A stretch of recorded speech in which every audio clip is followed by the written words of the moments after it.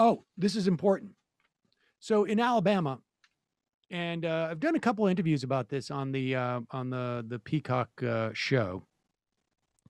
And we've talked about this, and obviously we spoke to Jacob down in Alabama about with Matt. I think you and I both were on his show to raise money for these miners, right? Correct. Yep.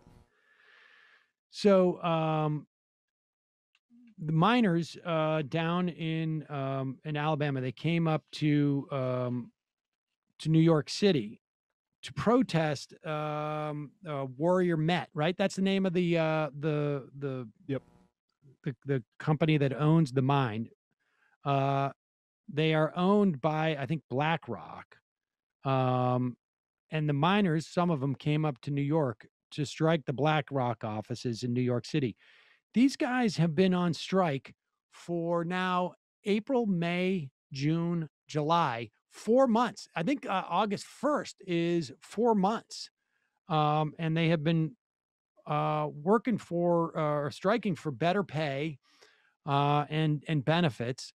It is really quite something. And here is their trip to New York City.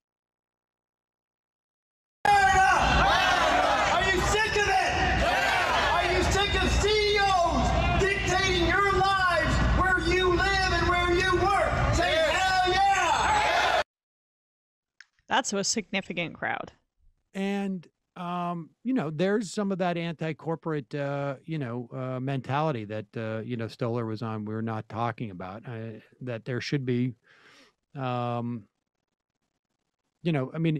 when you have the disposition towards the corporations and broadly speaking society, that government should be in there and actually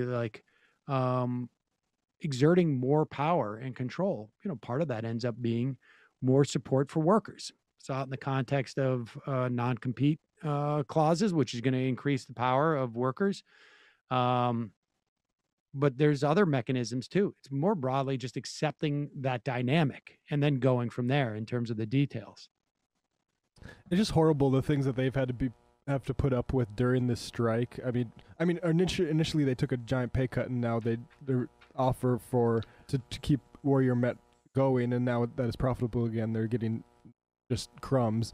But also facing the scabs are having pollution issues in trying to run the place, and also being rammed and run through by vehicles, which is a very common sight we're seeing in this country lately. And it's really to get the picture of what's going on down there. The picket lines are very dispersed. I think there's like 15 or 16 different entrances into the mine. And so that's been very dispersed down there, but it's a very tight-knit community. And so there's a history of at least minor solidarity there. Folks, there's more of what you've just saw where that came from. That's if you hit the subscribe and like button. Thank you. Really. Thank you.